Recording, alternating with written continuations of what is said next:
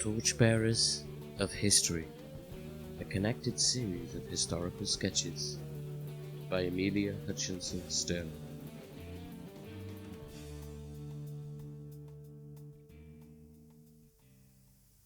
Chapter 4. The Cid, the settlement of the Moors in Spain. Not even the deeds of King Arthur and his knights of the Round Table, of Charlemagne, or of Roland, the bravest of his paladins, have been more often sung in song or celebrated in the story than those of Rodrigo Diaz, the hero of Spain. In some cases, I am afraid, the stories told of him are due to the imagination of the storytellers, so that this chapter cannot be said to be entirely historical. Nevertheless, the Cid is a historical character, and even if he did not do all the great feats attributed to him, he has the right to a place here. He was born at Burgos, in the north of Spain, somewhere between 1030 and 1040, at the time when the Danish kings were ruling in England, and more than a quarter of a century before the Norman conquest. At that time, the largest part of Spain was ruled over by the Moors, who had come from Africa to Spain in the beginning of the 8th century and had conquered it. There is a story that they had been invited to come by the enemy of a king who was ruling in Spain at the time. This king, whose name was Roderick, had sometimes been called the last of the Goths, because he was the last king of the Visigoths, or the West Goths, who, after the fall of Rome, had founded a kingdom in Spain, as the Ostrogoths, or East Goths, had done in Italy. It is said that Roderick had given offence to a certain Count Julian, who in revenge invited the Arabs to come over from Africa, which they had just conquered. So under their leader Tarik, they crossed over into Europe and landed in the south of Spain, on the peninsula which was then called Calpe, but has since been called, from the name of the Arab leader, Gibraltar, or the mountain of Tarik.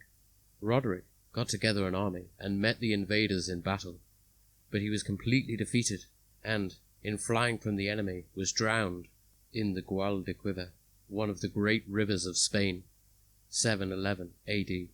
After that, the Arabs conquered all the people, except a few brave Goths, who took refuge among the high mountains in the north.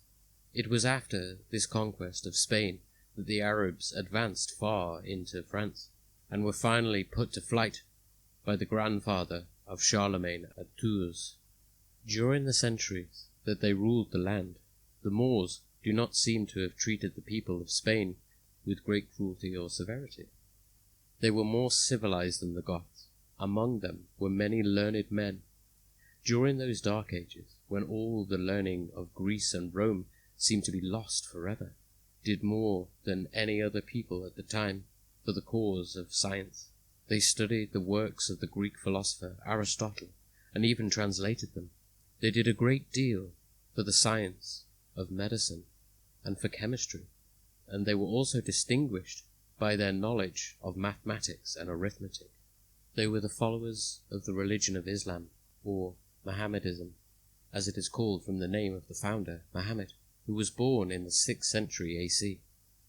The Christians did not like to be ruled over by the Mohammedans, and as the years went on, the brave people who had taken refuge amongst the mountains at the time of the Moorish conquest gradually recovered a great deal of the country in the north from their conquerors. At the time the Cid was born, there was more than one Christian king ruling in the north, though the Moors or Arabs still held the larger part of the country, and many were the battles that were fought between Christians and Mohammedans.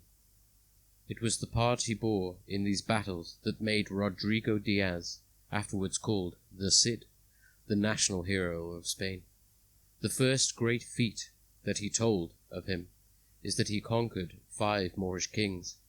As the story goes, when Rodrigo was yet a stripling, not 20 summers old, a Moorish army, led by 5 Moorish kings, entered into Castile, a Christian kingdom in the north of Spain, laying waste and burning and plundering, and great was the hurt which the good country suffered at their hands, and many were the captives, both men and women, whom they carried off, as well as flocks and herds. But when Rodrigo heard what had happened, he mounted his horse and rode forth and gathered round him a company of followers. With these he followed after the Moors and overtook them among the mountains of Oca, and swiftly fell upon them and put them to flight, and took the 5 kings captive. Then he divided the spoils amongst all, both of those who had fought with him and those who had fought against him. He gave to each man his share, and the 5 kings he sent home free to their own country. But before they went, they kissed his hand and called him Cid, which means in their language, Lord. And ever afterwards they acknowledged him as their chief, and sent him rich tribute. After that, many were the brave deeds which my Cid did in the service of the King Don Ferrando of Castile, and many were the battles which he won, so many that, if I was to try and tell you of them all, I should fill this book with nothing else. But better than all his deeds of strength and feats of arms was his conduct to the poor leper, of which I shall tell you the story. After his victories over the 5 Moorish kings, Rodrigo set out on a pilgrimage with 20 knights as followers, and as they journeyed on their way, they came upon a leper who was fast stuck in a mire, and who shouted with loud cries to them to help him. Well, the other knights passed on, and would not much as reach out a hand to pull the poor man out. But the Cid leapt from his horse and helped him out of the mire, and placed him before him on the saddle, and so carried him to where the pilgrims were to pass that night. And at supper he placed the leper beside him at the table, and bade him to eat from his own plate. At this his knights, in sore indignation, rose up and left the room. But Rodrigo ordered a bed to be got ready, and he and the leper slept together. Now at midnight the Cid awoke out of his sleep by feeling, as it were, a cold breath pass right through him between his 2 shoulders, and he looked about him, and lo, the leper was gone. But afterwards there appeared before him a spirit in white and dazzling raiment, who spoke to him and said, I whom thou didst take for a poor leper, and didst help, I am Saint Lazarus, and in return for what thou hast done for the love of God, it shall be that wherever the breath which thou hast felt shall pass through thee, thou mayest ask whatever thou wilt, and it shall be accomplished. Thou shalt be feared by Moor and Christian, and never shall thy enemies prevail over thee. And having spoke, the spirit vanished. I have not space to tell how King Don Ferrando died, of how he had divided his kingdom amongst his sons, and how they fought together on his death. At first, Ruy Diaz, as Rodrigo is often called, fought for King Don Sancho, the eldest son of the old king, and after King Don Sancho was slain, he fought for Don Alfonso, and faithfully he served King Don Alfonso, and many brave battles he fought in his cause. But after a while, the other hidalgos, or nobles of the king, who were jealous of my Cid, whispered evil against him to the king, and the king believed them, and was wroth against Ruy Diaz, and bade him leave his kingdom within 9 days and not return. Then the Cid told his kinsmen and his vassals how the king had banished him from his country, and they all answered that they would follow him to wherever he went. So the Cid went forth sadly from his home, and rode out of the city of Burgos, followed by his faithful kinsmen and vassals.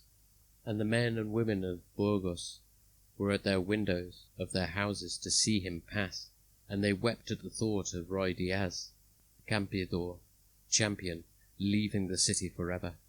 Then he rode to the monastery, where he had sent his wife and his little girls to remain till he should send for them under the care of the holy abbot. And the chronicler tells us that the parting between them was like the separating of the nail from the quick flesh. Well, the Cid and his followers wandered about from city to city, and many battles did they win against the Moors in open field, and many a town they took by siege, and much spoil they gained. But for a while I am sorry to tell you that Ruy Diaz turned his arms against his brother Christians and his king.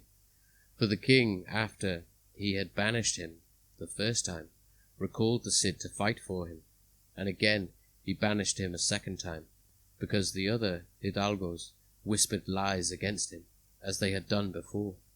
Then Rodrigo was wroth against the king, and for a while he fought against him, and laid waste his land. But afterwards they were reconciled.